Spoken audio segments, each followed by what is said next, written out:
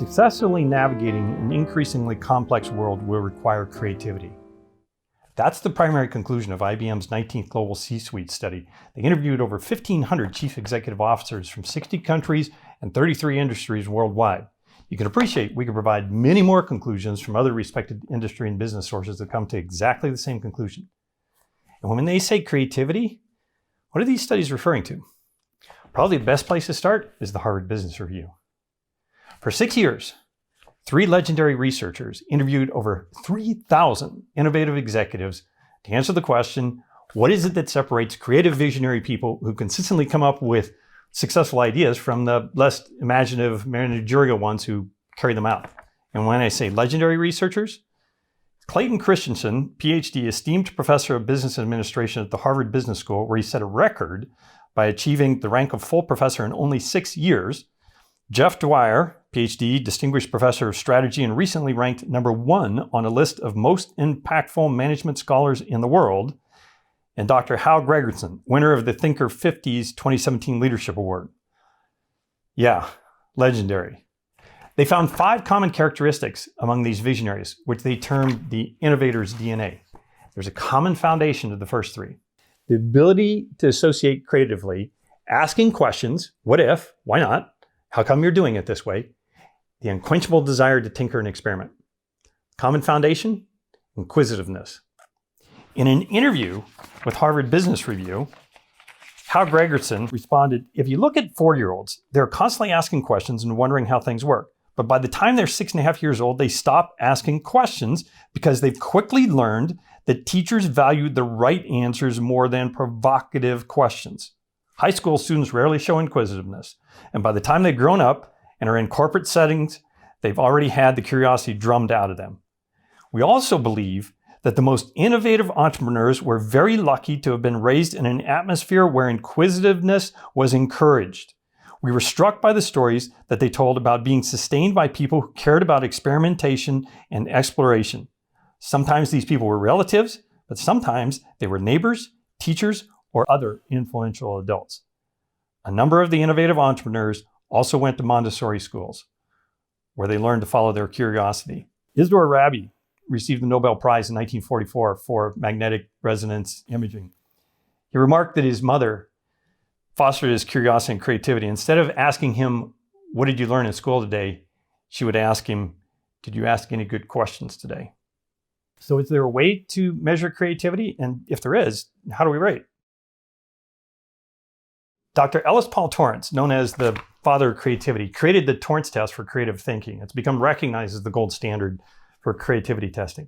Dr. Torrance passed away in 2003, but Dr. Kim, as she's affectionately called, who studied under Dr. Torrance, carried on his work. Curious, and because she had access to years of test scores, she decided to investigate the trajectory of creativity scores over time. Analyzing almost 300,000 test scores from children and adults, Dr. Kim found that creativity scores had been steadily rising, just like IQ scores, until 1990. Since then, creativity scores have consistently inched downward. Quote, it's very clear, and the decrease is very significant, Kim says.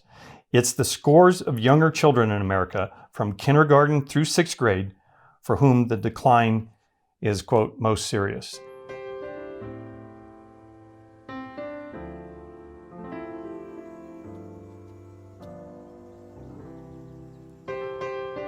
Sir Ken Robinson, who you might know because he has the #1 TED Talk with like almost 90 million views, writes, quote, consider that the ability to ask questions and explore how the world works is what has driven human achievement in every field.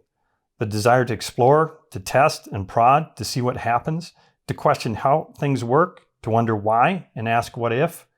Young children have a ready appetite to explore whatever draws their interest. When their curiosity is engaged, they will learn from themselves, from each other, or from any source they can lay their hands on. But think of how you experienced school. I'm sure the same way I did. Around the belief that children are lazy learners, which becomes a naturally self-fulfilling prophecy. Children are treated that way and come to believe of themselves that way. Then to deal with those lazy learners, teachers, parents, and children are burdened and stressed by forcing children to study. What if there was a better way? What did Jeff Bezos, founder of Amazon, Larry Page and Sergey Brin, founders of Google, have in common. Like much of the science presented here at MindEDU, it's a program with decades of evidence about its effectiveness. It's little more known than many of the secrets we present here, but not commonly known or understood. It's an early education program founded on allowing children to follow their natural curiosity. Maria Montessori founded her first school in 1907. It now has become the largest pedagogy in the world. Montessori is globally in 110 countries and 22,000 schools. Maria Montessori was an Italian physician, educator, and innovator. Her mother was well educated, which was unusual for Italian women at the time, and that nurturing gave Maria the confidence to enter an all-boys technical institute to prepare for a career in engineering at the ripe age of 13. Fortunately for the children of the world, she chose a different path and became one of Italy's first female physicians, but then found her true passion in education. She wasn't a fan of teaching methods at the time, which led her to the opportunity to train special education teachers, where she took a scientific approach, experimenting to find which teaching methods worked best, and the children made unexpected gains. That led to the opportunity for Maria to open a school in Rome, where she was given charge of some of the area's most disadvantaged and previously unschooled children, ages 3 to 7. The Casa dei Bambini, or Children's House, opened in 1907. She designed the learning materials in the classroom so that it would foster the children's natural desire to follow their curiosity. No surprise, kids were all over the place. But then the magic of curiosity took hold. They became engaged working with puzzles, learning to prepare meals, manipulating learning materials that Maria had designed. And what was quickly coined the Montessori method, the children began exhibiting concentration, attention, and spontaneous self-discipline that took over the classroom. Again, no surprise, the children thrived. 3 years later, Montessori schools were being established around the world. And just 4 years later, from that first school in Rome, the first one opened in the United States. Thomas Edison and Alexander Graham Bell were big supporters.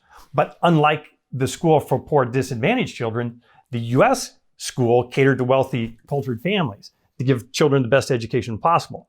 For the rest of her life, she dedicated herself to teaching teachers in the Montessori method for every socioeconomic class. Out of the core essential elements of the Montessori method, here in Maria's words, are the ones that leverage children's curiosity. The Montessori teacher: we must support as much as possible the child's desires for activity, not wait on him, but educate him to be independent. It's necessary for the teacher to guide the child without letting him feel her presence too much, so that she may always be ready to supply the desired help, but may never be the obstacle between the child and his experience. The Bing Nursery School at Stanford, with access to some of the world's greatest researchers in early childhood development, they're on the school's advisory board and literally just steps away, has mixed-age classrooms. The research and support of the method of mixed-age classrooms is so robust. It goes back 50 years. Maria saw it 100 years ago.